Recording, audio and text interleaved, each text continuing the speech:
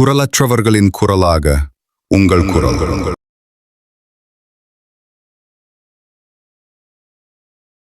நம்ம இந்த tour plan இந்த ஷெட்யூல் போட்டதுக்கு அப்புறம் அது என்னப்பா சனிக்கிழமை சனிக்கிழமை சனிக்கிழமை அப்படின்னு ஒன்று ஸ்டார்ட் ஆச்சு. அது ஒன்றும் இல்லை, உங்க எல்லாரையும் பார்க்கும்போது உங்களுக்கு எந்த விதமான டிஸ்டர்பன்ஸும் இருந்துடக்கூடாது, முக்கியமா உங்களுடைய வேலைகளுக்கு எந்த விதமான டிஸ்டர்பன்ஸும் இருந்துடக்கூடாது அப்படின்ற ஒரே காரணத்துக்காக தான் இப்படி வீக்கெண்டா பார்த்து இப்படி இந்த பிளானை ஷெட்யூல் பண்ணோம். நேற்று கரூரில் நடந்த விஜய் பிரச்சார பொதுக்கூட்டம் மிகப்பெரிய ஒரு துயரமான சம்பவமாக முடிஞ்சிருக்கு.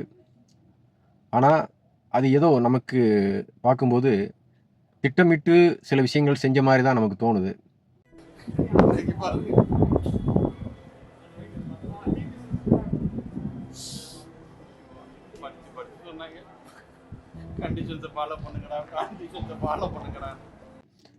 அங்கே எப்படி அந்த அதிகாரிகள் அந்த அமைச்சர்கள்லாம் எப்படி வந்தாங்கங்கிறது ஒரு பக்கம் கேள்வியாக இருந்தால் கூட இந்த சம்பவத்தின்ல நிறைய குளறுபடிகள் இருக்குது. அதாவது அனுமதி கொடுங்க, நல்ல இடங்களா பெரிய இடங்களா பார்த்து மக்கள் கூடுற அளவுக்கு பெரிய அளவில் கூட்டம் வருது, அதற்கு ஏற்றாப்புல இடங்களா கொடுங்கன்னு சொல்லி கட்சி சார்பாக இவங்க கேட்குறாங்க, தாவைக்கா கட்சி சார்பாக கேட்குறாங்க. ஆனால் இவங்க வெறும் எதுவுமே பார்த்து தான் கொடுக்குறாங்க. சரி, இப்போ நம்ம மக்களை சந்திக்கிறதுக்கு, நம்ம சொந்தங்களை சந்திக்கிறதுக்கு எத்தனை கட்டுப்பாடுங்க. அந்த இடத்துல பர்மிஷன் இல்லை, இந்த இடத்துல பர்மிஷன் இல்லை. ஆனா அதுக்கான காரணங்கள்லாம் நீங்க கேட்டீங்கன்னா சொத்தையான காரணமா இருக்கும். அங்க பேசக்கூடாது, இங்க பேசக்கூடாது, 5 நிமிஷம் தான் பேசணும், 10 நிமிஷம் தான் பேசணும். ரொம்ப நெருக்கடியான இடங்களை தான் இவங்க பார்த்து வேணும்னே ஒதுக்கி கொடுக்குறாங்க. இந்த மாதிரி சம்பவங்களெல்லாம் இது எப்படி இவங்களுக்கு அந்த மாதிரி கொடுப்பாங்களா, இவங்க அந்த மாதிரி செய்வாங்களா? ஆனால் தாவேகாவுக்கு மட்டுமே ஒருதலை பட்சமாக இப்போ இது போன்ற இடங்களை கொடுக்கறது. அதே மாதிரி கரண்ட் அந்த பேசிக்கிட்டே இருக்கும்போது கரண்ட்டை கட் பண்ணுறது, திடீர்னு கட் ஆயிரும். இல்லை அந்த இடத்துல விஜய் வந்தால் பவர் சப்ளையை கட் பண்ணி முற்றுமாக தடையை பண்ணிடுறது. இப்படி எல்லா சம்பவங்களையுமே தொடர்ந்து நடந்துக்கிட்டு தான் இருக்குது, தொடர்ந்து திட்டமிட்டு நடந்துக்கிட்டு தான் இருக்குது. ஆனால் அதை கேள்வி கேட்கறதுக்கு யாரும் இல்லை. அரியலூர்ல போனப்போ நான் கரெக்டாக அந்த ஊருக்கு போகிறதுக்கு முன்னாடி அந்த ஏரியாலேயே அந்த பவர் கட்டு. அப்புறம் நான் திருச்சிக்கு போய் நான் பேச ஆரம்பிச்சதுக்கு அப்புறம் அந்த ஸ்பீக்கருக்கு போற அந்த வயரு கட்டு. இல்ல நான் தெரியாம தான் கேட்கிறேன் சிஎம் சார். எத்தனையோ முறை பொதுச் செயலாளர் அவர்கள் சொல்லிட்டாங்க. ஆனா இது சாதாரண சின்ன இடத்துல கூட்டம் போட்டா கூட அங்கேயும் கரண்ட் கட் பண்ற வேலையில இருந்து பெரிய இடம் வரைக்கும் இந்த இருட்டில் நடந்த இந்த சம்பவம் மிகப்பெரிய அளவுல பெரிய துயர சம்பவம் தான். ஆனா இதுக்கு தாவேக தலைவரை மட்டும் எப்படி குற்றம் சொல்ல முடியும்ன்ற சந்தேகம் இருக்கு. இதாவது பரவாயில்லைங்க, இதை தாண்டி ஒரு ரூல் ஒன்று போட்டாங்க.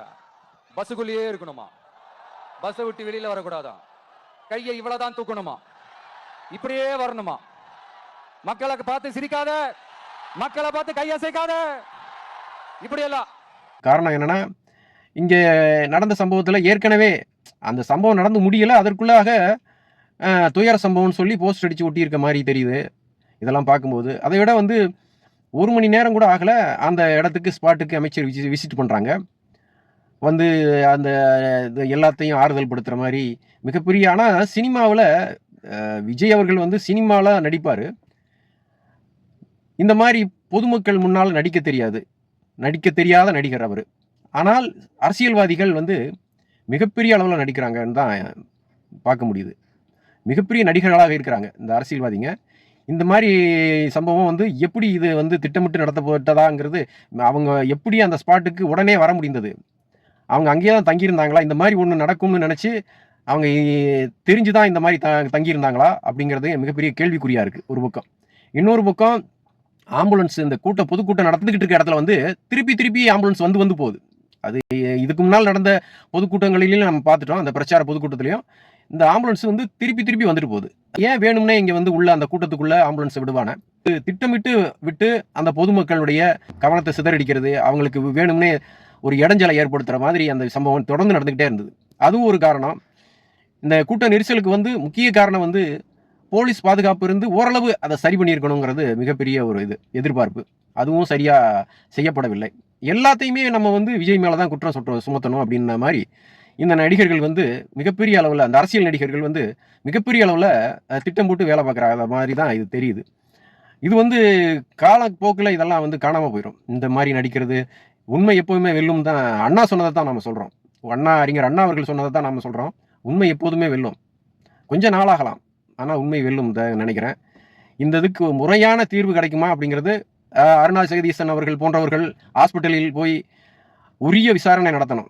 அந்த வரும் வழியிலேயே அவர்கள் உயிர் போனதா, இல்லை ஹாஸ்பிட்டலுக்கு வந்த பிறகு யாரேனும் அவர்கள் உயிரை எடுத்தார்களா என்பது கூட கேள்விக்குறியா இருக்கு. இதெல்லாமே வந்து சரி பண்ணணும். அரசு நிர்வாகமும் சரி பண்ணணும். எல்லாத்தையுமே வருங்காலத்தில் இது போன்ற துயர சம்பவங்கள் நடக்கவே கூடாது. அதற்கான முன்னெச்சரிக்கை நடவடிக்கையோடு நீங்கள் அனுமதி கொடுங்கள் இந்த மாதிரி பொதுக்கூட்டங்களுக்கு. மக்களை பாதுகாக்க வந்த தலைவர்கள் வந்து மக்களை உண்மையாக துணை நின்று பாதுகாக்க வேண்டும். அதுதான் நம்மளுடைய எதிர்பார்ப்பு. நன்றி.